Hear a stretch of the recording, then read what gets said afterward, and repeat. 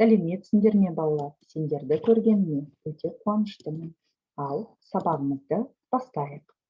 Алматы облысы білім басқармасының Қарасай ауданы бойынша білім бөлімі мемлекеттік мекемесінің Ушинский атындағы орта мектебі коммуналдық мемлекеттік мекемесі. Бастауыш сынып мұғалімі Сабыраева Ақжан Қанатовна.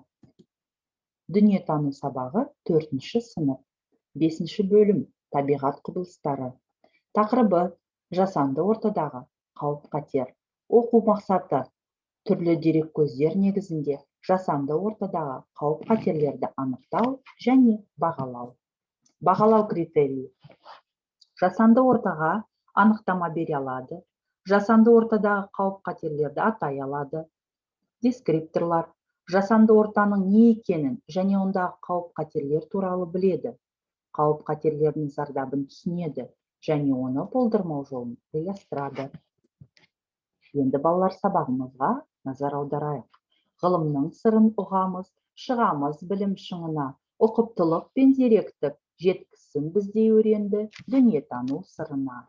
Ал балалар, өткен сабаққа шолу жасайық. Мен сендерге сұрақтар қоям, сол сұрақтарға жауап бересіңдер. Бірінші сұрақ: өткен сабақта қандай тақырыппен таныс болдық?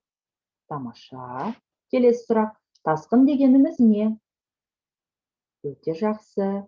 Келесі сұрақ: су тасқыны кезінде өзін-өзі ұстау ережелерін айтып беріңіз. Жарайсыңдар балалар. Соңғы сұрақ: су тасқынын алдын қалай алуға болады? Керемет балалар. Өткен сабақты жақсы меңгеріпсіңдер. Олай болса, жаңа сабаққа назар аударайық. Суреттерде не көріп тұрсыңдар? Бұлар қандай орта? Кәне ойланып көріңдер балалар. Өте жақсы. Бірінші суретте табиғатты, ал екінші суретте ғимаратты көріп тұрмыз. Яғни балалар, адамның тіршілік ортасы екіге бөлінеді.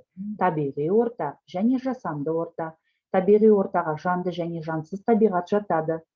Олар жан-жануарлар, өсімдіктер, тау, тас, құм, топырақ, бұның барлығы табиғи орта. Ал жасанды орта ол адамның қолымен жасалған дүниелер.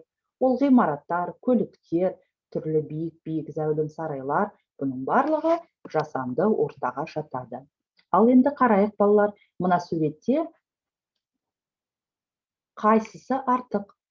Қайсысы табиғи апаттардың салдары, ал қайсысы қауіпсіздік ережелерін сақтамағанның кесірінен болған дүниелер? Дұрыс айтасыңдар. Бірінші, үшінші суретте ол табиғи апаттар, яғни жер сілкініші және боран мен дауыл салдары. Ал 2, 4 және 5-ші суретте адам қауіпсіздік ережелерін сақтамағандықтан болған апаттар. Қауіп ғимараттың ішінде, үйде, аулада, жолда болуы мүмкін. Қауіп-қатерлердің салдарынан не болады? Мына суреттерге назар аударайық. Мына есікте тоқтың суреті көрсетілген. Яғни бұл есікті ашып кіруге болмайды, тоқ соғады. Келесі суретте ғимараттың ішінде отпен ойнама, өртенеді. Үйде құбырларды, су құбырларын ашпа, жиһаздар сынады. Газ құбырларында ашпа, жарылыс болуы мүмкін. Аулада ойнап жүріп, электр сымдарын жерде жатса ұстама, тоқ соғады. Келесі суретке қарайық балалар. Бұл жерде зауыт фабрикалардан аққан қалдық суларға шомылма дейді. Жұқпалы аурулар тарайды. Соңғы суретте бейтаныс иттермен ойнама, тістеп алуы мүмкін. Жақсы, жарайсыңдар балалар. Енді мына суретке назар аударайық. Балалар қандай ережені бұзды? Қандай ережелерді сақтану керек? Өте жақсы, жарайсыңдар балалар. Бірінші, эскалатор баспалдағымен жүгірме. Екінші, эскалатордың қабырғасына сүйенбе. Үшінші, эскалатордың баспалдағына отырма. Жарайсыңдар балалар. Енді қоғамдық көліктегі қауіпсіздік тек жүргізушіге ғана байланысты емес. Жолаушы қоғамдық көлікті пайдалану ережелерін бұзған жағдайда өзіне де, басқа да жолаушыларға да қауіп төндіреді. Балалар, қоғамдық көлікте қандай қауіпсіздік ережелерін сақтау керек, кәне? Кім айтады? Дұрыс айтасыңдар, балалар. Ішінде жүгіруге болмайды қоғамдық көлікте. Есікте сүйкеніп тұруға болмайды, және үнемі тұтқадан ұстанып тұру қажет. Өте жақсы, балалар. Ал мына оқиғалардың себеп салдарын болжап көрейік.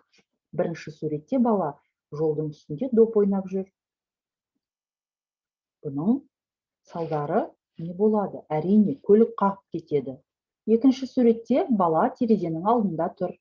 Байқаусызда терезе ашылып кетсе, құлап қалуы мүмкін. Келесі суретке назар аударайық. Мына қыз киімін үтіктеп жатып, үтікті суыруға ұмытып кеткен екен. Бұның салдарынан өрт шығады, балалар. Үнемі істеген істеріңді тыңғылықты істеу керек. Қауіпсіздік ережелерін сақтану қажет. Ал кішкене шаршап қалған шығарсыңдар, балалар. Олай болса, сергіту сәтін жасайық. Сәйгүлік ойыны.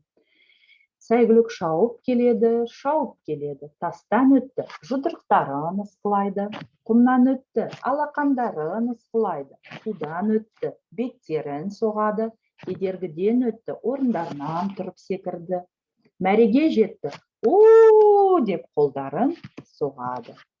Ал енді балалар, оқулықпен жұмыс жасайық. 77-ші бетті ашып, су басу қаупі төнген жағдайда не істеу керек? Кәне, ережелерді оқиық. Бірінші, өзіңмен бірге тамақ, су, жылы киім, медициналық қорап, құтқаратын шеңбер, сіріңке, жіп, тағы басқаларды алу қажет. Екінші, жоғарғы қабатқа көтерілу не үйдің төбесіне шығу керек. Үшінші, құтқарушылар келгенше отырған жеріңде күту керек. Және соңғысы, жалау, жарық түсіретін құрал немесе майшамды жағып, қай жерде екеніңді білдіріп, белгі беру қажет. Өте жақсы. Енді балалар, осы ережелерді үнемі естеріңде сақтап жүріңдер. Келесі 79-ші бетті ашайық. Бұл жерде бірнеше жағдаят берілген. Осы жағдаяттар талқылап көрейік. Бірінші жағдаят: жаздың әдемі бір ашық күнінде табиғат аясына демалуға шықтыңдар. Кенет ауа райы бұзылып, жаңбыр жауды. Құрған шатырлар су жиналатын жерде қалды. Бұл жағдайда не істер едіңдер? Кәне ойланайық, балалар. Әрине, бұл жаздың күні болғандықтан ағаштың астында жаңбыр біткенше күте тұруға болады. Дұрыс айтасыңдар, балалар. Екінші жағдаят: көрші ауылды су басқаны жөнінде теледидардан хабар берілді. Су басқан ауылға қандай көмек беруге болады, балалар? Өз пікіріңді айт. Су тасқыннан зиян шеккен адамдарға арнайы сәлемдеме әзірле. Оған не саласың? Кәне ойланайық, балалар. Дұрыс айтасыңдар, балалар. Жылы киімдер,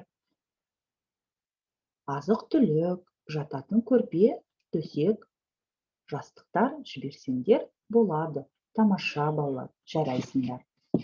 Ал енді назарларыңа мына қауіпсіздік, өрт кезінде қауіпсіздік ережелерін ұсынамын. Мұқият тыңдайық. Өрт шықса, үрейленбе. 101 немесе 112 нөміріне қоңырау шал. Газ құбырдың қақпағын жап. Өртті өртіп жібермеу үшін терезені немесе есіктерді ашпа. Өрт болған кезде ешқашан лифтіге отырма. Тыныс алу жолдарында дымқыл матамен немесе өзіңнің киіміңмен қорғап, мүмкін болса бөлмеден шығып кет.